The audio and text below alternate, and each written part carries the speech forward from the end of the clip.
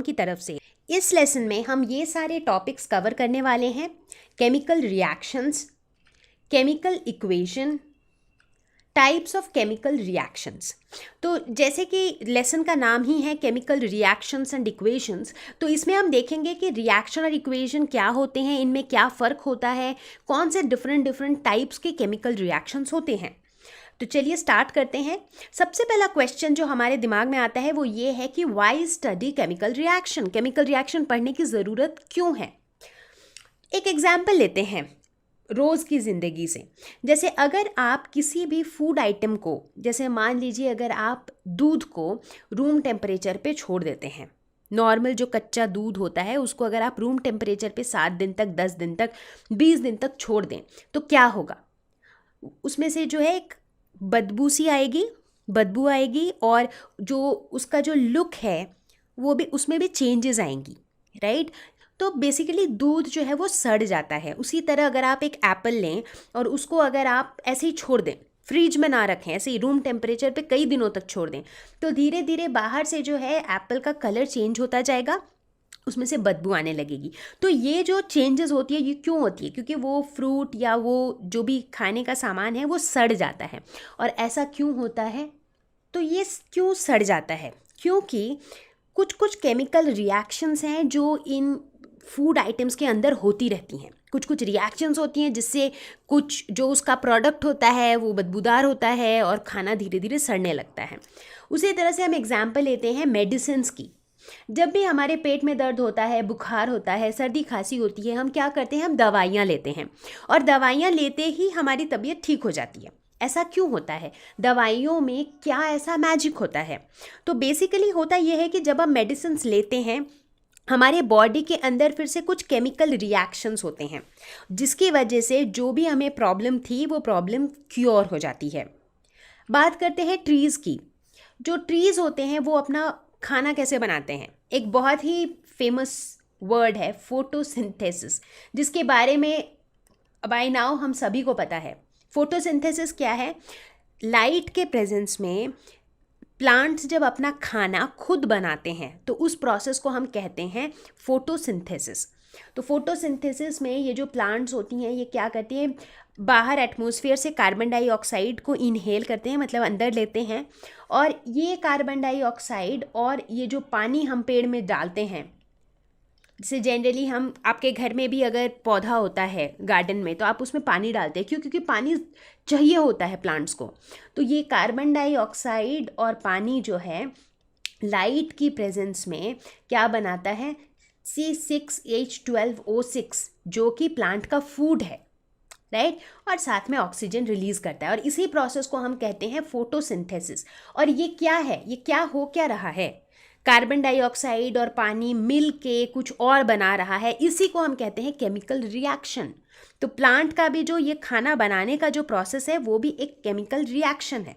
बात करते हैं हम सभी जो है सांस लेते हैं, राइट, और जब हम सांस लेते हैं तो हम क्या करते हैं, हम ऑक्सीजन को अंदर लेते हैं, ठीक है, और ये ऑक्सीजन क्या करता है अंदर जाके, हम जितना कुछ भी खाते हैं बॉडी के अंदर वो सारा खाना से हमको एनर्जी चाहिए होता है, राइट, मतलब हम जो कुछ भी खाते हैं हमको वो सारे फूड से एनर्जी चाहिए होता है। जब हमें कमज़ोर फील होता है हम बोलते हैं कि अच्छा ठीक है कुछ खा लेते हैं थोड़ा ताकत आएगा, लेकिन वो खाना से जो ताकत है वो कैसे आएगा, फूड जो है, मतलब अगर मैं 2 स्लाइस ब्रेड खाती हूँ उस 2 स्लाइस ब्रेड से मुझे एनर्जी कैसे आएगी, तो फूड से जो एनर्जी आएगी वो तभी आएगी जब हम फूड को ऑक्सीडाइज करेंगे, और फूड को ऑक्सीडाइज करने के लिए ऑक्सीजन की ज़रूरत है, राइट। तो जो जब भी हम सांस लेते हैं हम ऑक्सीजन को अंदर लेते हैं, और वो ऑक्सीजन जो है जो भी फूड हमने खाया है उसके साथ कुछ कुछ रिएक्शन करके हमें एनर्जी देती है, तो वहाँ पे भी केमिकल रिएक्शन होता है।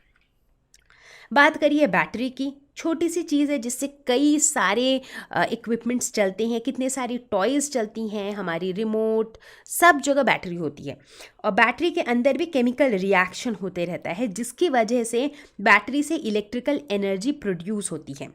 एक और एग्जाम्पल लेते हैं, रस्टिंग।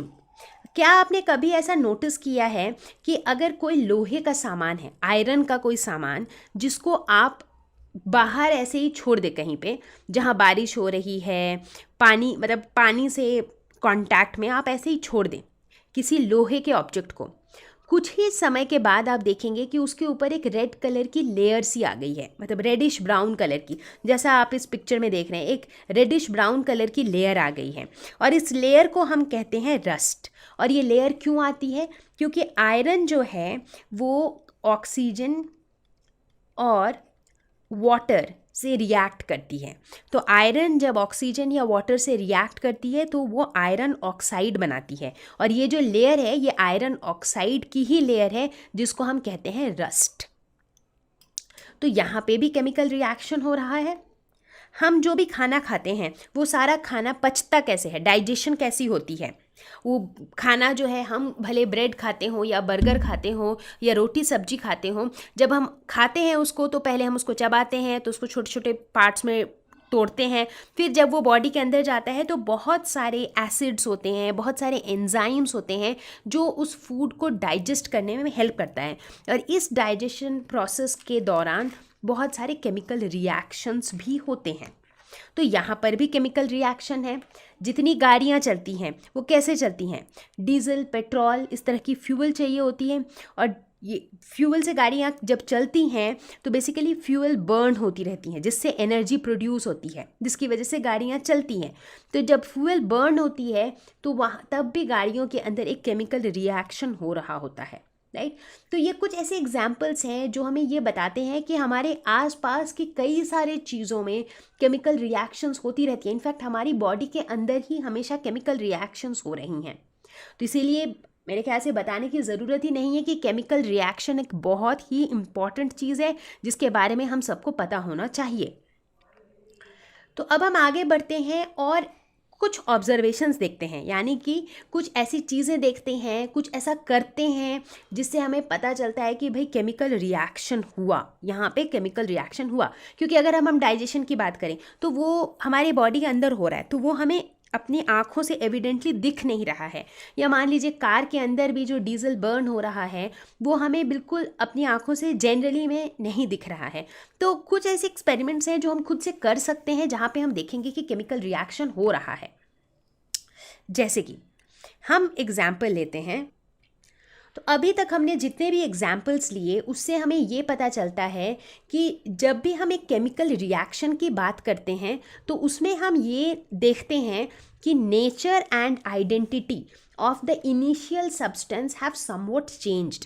मतलब जो भी जिस भी चीज़ से हमने शुरुआत की थी, जैसे मान लीजिए अगर हम बात करते हैं डाइजेशन की, तो हमने जो बर्गर खाया था तो शुरू हुआ था बर्गर से, लेकिन जब केमिकल रिएक्शंस हुए, जब डाइजेशन हो गया, तब वो बर्गर बर्गर नहीं रहा, तब वो बर्गर किसी और फॉर्म में टूट चुका होता है, राइट। क्योंकि बर्गर को पहले हम दांतों से चबाते हैं तो वो छोटे छोटे पार्ट्स में डिवाइड हो जाता है, फिर उसके ऊपर बहुत सारी एसिड्स और एंजाइम्स रिएक्ट करती हैं तो वो और भी बहुत ही छोटे छोटे फॉर्म में वो हो जाता है, ब्रेक डाउन हो जाता है, राइट। तो इसी तरह से जिस सब्सटेंस से हमने शुरुआत की थी उस सब्सटेंस जो है वो कहीं ना कहीं चेंज हो जाती है।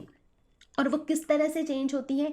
चेंज इन स्टेट, जैसे कि अगर कोई सब्सटेंस सॉलिड स्टेट में था, हो सकता है बाद में वो लिक्विड स्टेट में चला जाए, या कोई लिक्विड स्टेट में था तो वो गैसियस स्टेट में चला जाए। चेंज इन कलर, कलर में चेंज आ सकता है, जिसका बेस्ट एग्जाम्पल है रस्टिंग ऑफ आयरन। हमने देखा था आयरन का जो कलर है वो कैसा होता है, लोहा जो है वो मतलब स्टील कलर का बोल सकते हैं या डार्क ग्रे कलर का होता है, लेकिन जब रस्टिंग हो जाती है उस पर तो उस पर एक ब्राउनिश लेयर आ जाती है। इवोल्यूशन ऑफ गैस, जब भी केमिकल रिएक्शन होता है तो कई बार जो है एक गैस उसमें से निकलती हैं as one of the products. Change in temperature, temperature में भी चेंज नोटिस होता है। तो इसके लिए हम ये वाली एग्जाम्पल्स लेते हैं, जैसे कि रस्टिंग ऑफ आयरन। यहाँ पे हम क्या देखते हैं, यहाँ पे चेंज इन कलर हम ऑब्जर्व करते हैं, जैसे कि मैंने अभी बताया। अगर हम डाइजेशन ऑफ फूड की बात करें तो फूड को जब हम डाइजेस्ट करते हैं उसमें क्या होता है, इस प्रोसेस के दौरान बहुत सारी चेंजेस होती हैं, जैसे कि स्टेट का भी चेंज होता है। हो सकता है हम कोई सॉलिड फूड खाते हैं बट जब अंदर ही अंदर वो डाइजेस्ट होते रहता है तो धीरे धीरे उसका जो स्टेट है वो चेंज होते रहता है।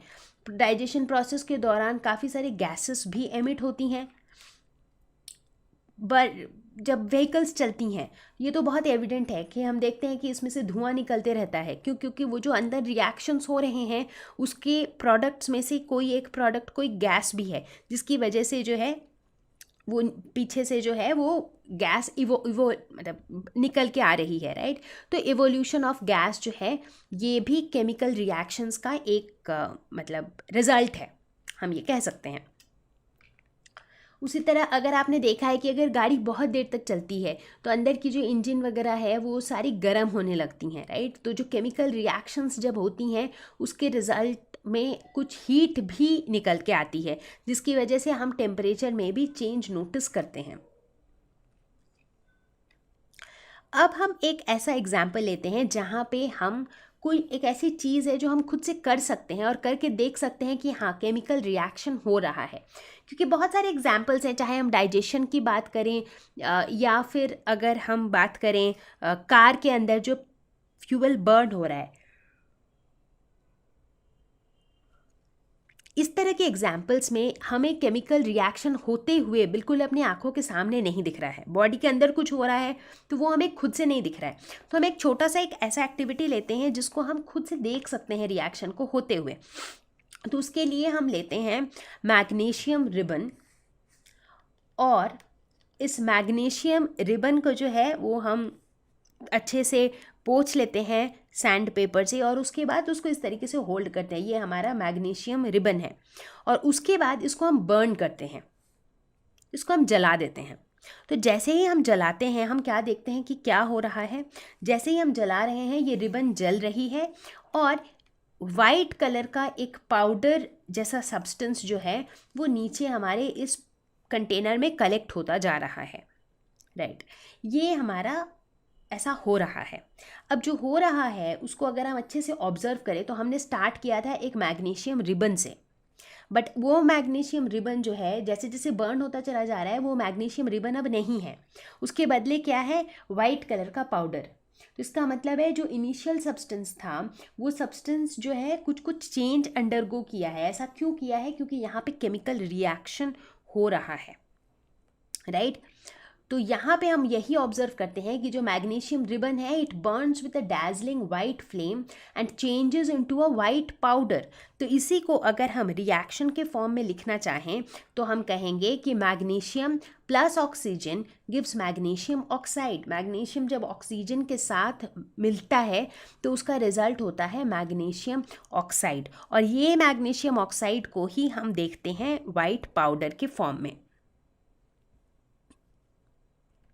अब अगर हमें इस केमिकल रिएक्शन के लिए इक्वेशन लिखना हो तो हम कह सकते हैं magnesium plus oxygen gives magnesium oxide.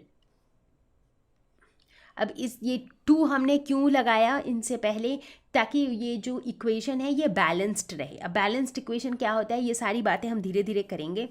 तो ये हो गया हमारा एक रिएक्शन जिसको हम बिल्कुल आँख के सामने देख सकते हैं। तो इन सारे एग्जाम्पल्स को देखते हुए हमें क्या पता चलता है कि केमिकल रिएक्शन क्या होता है। Whenever a chemical change occurs, we can say that a chemical reaction has taken place. जैसा कि अभी हमने तुरंत देखा कि मैग्नीशियम जब ऑक्सीजन के साथ मिलता है या फिर मैग्नीशियम को जब हम बर्न करते हैं ऑक्सीजन की प्रेजेंस में तो क्या होता है, मैग्नीशियम ऑक्साइड बनता है। और इसको हम केमिकल चेंज क्यों कहते हैं? क्योंकि हमने स्टार्ट किया था मैग्नीशियम से और हमें मिला क्या, मैग्नीशियम ऑक्साइड। तो मतलब केमिकली 2 अलग चीज़ें हैं, राइट।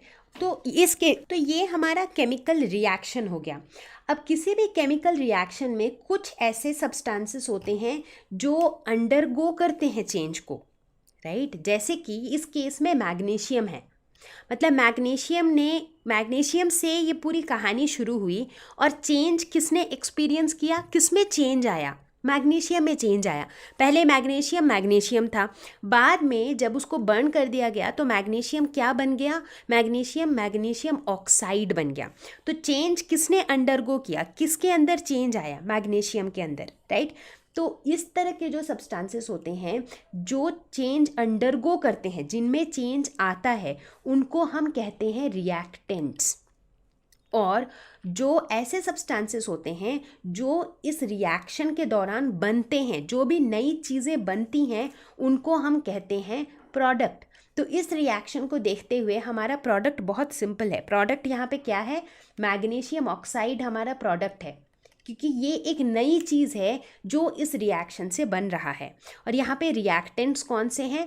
मैग्नीशियम और ऑक्सीजन, ये दोनों ही रिएक्टेंट्स हैं, क्योंकि ये दोनों ही जो है अब अपने जैसे नहीं रहे। मैग्नीशियम मैग्नीशियम नहीं रहा, ऑक्सीजन भी ऑक्सीजन नहीं रहा। मैग्नीशियम और ऑक्सीजन दोनों मिलके एक नया चीज़ बन गया है जो कि मैग्नीशियम ऑक्साइड है, राइट। तो जो नई चीज़ बनती है उसको कहते हैं प्रोडक्ट, और जो चीज़ें पहले से होती हैं और जिनमें चेंजेस आती हैं उनको हम कहते हैं रिएक्टेंट्स। तो अब बात करते हैं केमिकल इक्वेशन की। तो अभी तक तो हम केमिकल रिएक्शन की बात करते थे। केमिकल रिएक्शन मतलब जब दो चीज़ें मिलके कुछ तीसरी चीज़ बना रही हैं तो उसको हम केमिकल रिएक्शन कह रहे हैं। इक्वेशन का क्या मतलब हुआ?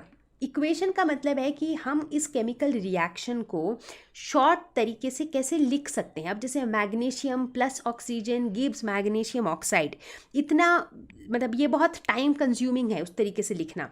तो उसके बदले हम क्या करेंगे? हम सिंबल्स यूज़ करेंगे। मैग्नीशियम की जगह हम लिखेंगे Mg, ऑक्सीजन की जगह हम लिखेंगे O2 और मैग्नीशियम ऑक्साइड की जगह हम लिखेंगे MgO। ठीक है, तो हम इनको शॉर्ट तरीके से लिखेंगे। तो जब हम केमिकल इक्वेशंस को शॉर्ट तरीके से लिखते हैं तो उसमें हमें क्या फ़ायदा होता है? मतलब हम केमिकल रिएक्शंस को केमिकल इक्वेशंस की तरह क्यों लिखते हैं? तो इसके भी कई फ़ायदे हैं, जैसे कि शॉर्टर नेम्स, नाम छोटे हो जाते हैं। ईजी टू राइट, अब पूरा मैग्नीशियम प्लस ऑक्सीजन इतना ज़्यादा लिखने से अच्छा है कि मतलब ये काफ़ी इजी है, शॉर्ट है। बैलेंसिंग इज़ ईजी, अगर हम इक्वेशन के फॉर्म में लिखें तो इक्वेशन को बैलेंस करना काफ़ी इजी हो जाता है। बैलेंस मतलब राइट हैंड साइड और लेफ्ट हैंड साइड में इक्वेशन बिल्कुल बराबर रहे, उसको हम कहते हैं बैलेंसिंग। अब बैलेंसिंग एग्जैक्टली कैसे करते हैं, क्या करते हैं, वो हम आगे चल के बताएंगे। बट अगर हम रिएक्शन की फॉर्म में लिखें तो बैलेंस करना बहुत मुश्किल होगा, लेकिन इक्वेशन की फॉर्म में लिखें तो बैलेंस करना काफ़ी आसान हो जाता है। तो इन चीज़ों की वजह से हम केमिकल इक्वेशंस को लिखते हैं। ठीक है, कुछ और एग्जांपल्स लेते हैं, जैसे कि carbon monoxide plus hydrogen gives CH3OH, right. तो इस तरह के जो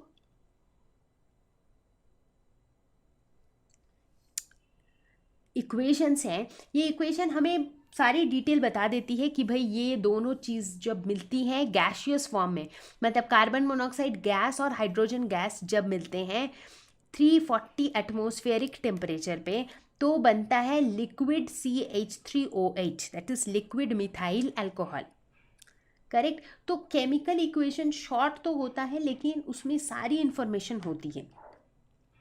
जैसे कि अगर हम फोटोसिंथेसिस की बात करें तो फोटोसिंथेसिस का भी अगर हम केमिकल इक्वेशन लिखें तो वो कुछ ऐसा होगा, carbon dioxide plus water gives C6H12O6, जो कि ग्लूकोज है, जो कि प्लांट का फूड है, प्लस ऑक्सीजन। और ये सब कुछ होता है सनलाइट और क्लोरोफिल के प्रेजेंस में। तो इस तरह से हम देखते हैं कि कॉम्प्लेक्स से कॉम्प्लेक्स केमिकल रिएक्शन को भी अगर हम केमिकल इक्वेशन की तरह लिखें तो वो शॉर्ट भी होगा, याद रखने में भी इजी होगा और उसको बैलेंस करना भी इजी होगा। जब हम केमिकल रिएक्शन की बात करते हैं तो यहाँ पे हम सिर्फ रिएक्शन की बात नहीं करते हैं जहाँ पे दो चीज़ें मिलके एक तीसरी चीज़ बनाते हैं, यहाँ पे हम केमिकल्स की भी बात करते हैं। तो मतलब ये जो चीज़ें, जिन चीज़ों की हम बात कर रहे हैं जो मिल के एक नई चीज़ बना रहे हैं, ये चीज़ें क्या है? ये केमिकल्स हैं। तो ये जो केमिकल्स हैं, ये केमिकल्स अलग अलग स्टेट्स में एग्जिस्ट कर सकती हैं। जैसे कि कुछ ऐसे हो सकती हैं जो एक्वस हो, एक्वस सॉल्यूशन, इसका मतलब है कोई भी ऐसा केमिकल जो वाटर में डिज़ोल्व किया हुआ हो। तो ये जो वर्ड है एक्वा, एक्वा का मतलब होता है वाटर, और उसी से आया है ये वर्ड एक्वस सॉल्यूशन, मतलब किसी भी चीज़ को पानी में मिला दिया गया हो तो वो जो सॉल्यूशन बना उसको हम कहेंगे एक्वस सॉल्यूशन। जैसे कि मान लेते हैं सॉल्ट, जो कॉमन सॉल्ट हम यूज़ करते हैं यानी कि NaCl। तो अगर ये सॉलिड फॉर्म में रहे तो वो कुछ यूँ दिखेगा, पाउडरी टाइप का वाइट कलर का जो होता है वो हमारा सॉलिड फॉर्म में NaCl है, ठीक है। तो ये हमारा सॉलिड फॉर्म में है। लेकिन इसी सॉल्ट को अगर हम पानी में मिक्स कर दें, अच्छी तरह से पानी में मिला दें, तो क्या हो जाएगा, NaCl पानी में डिज़ोल्व हो जाएगा और अब जो हमारा NaCl हो जाएगा वो हो जाएगा एक्वस NaCl, क्योंकि अब जो है ये NaCl पानी में मिले हुए फॉर्म में है। ठीक है, तो NaCl जो है वो सॉलिड फॉर्म में भी एग्जिस्ट कर सकता है और वो एक्वस फॉर्म में भी एग्जिस्ट कर सकता है। इसके अलावा लिक्विड फॉर्म, सॉलिड फॉर्म मतलब इनसॉल्यूबल सॉलिड, जिसको हम मिला नहीं सकते हैं, या फिर प्रेसिपिटेट जो बच गया है लास्ट में, उसको हम कहेंगे सॉलिड फॉर्म। और चौथा हो गया गैशियस फॉर्म, यानी कि जिसको हम G से डिनोट करेंगे। तो बेसिकली कोई भी केमिकल, इस केमिकल रिएक्शंस में जितने भी केमिकल्स हम हैंडल करेंगे वो इनमें से किसी न किसी फॉर्म में होगा। सॉलिड फॉर्म में जैसे आप कोई भी मेटल्स को ले लो, वो सारे सॉलिड फॉर्म में होते हैं। Gold, silver, iron, copper, zinc, ये सारे सॉलिड फॉर्म में होते हैं। लिक्विड फॉर्म में जैसे कि वाटर हो गया, वो लिक्विड फॉर्म में है। गैस फॉर्म में जैसे ऑक्सीजन, कार्बन डाइऑक्साइड, ये सारे गैशियस फॉर्म में हो गए। और एक्वस सॉल्यूशन वो हुआ जो पानी में मिला हुआ हो, जैसे कि सॉल्ट को अगर हम पानी में मिलाते हैं तो जो बनता है वो एक्वस सॉल्यूशन ऑफ NaCl हो गया।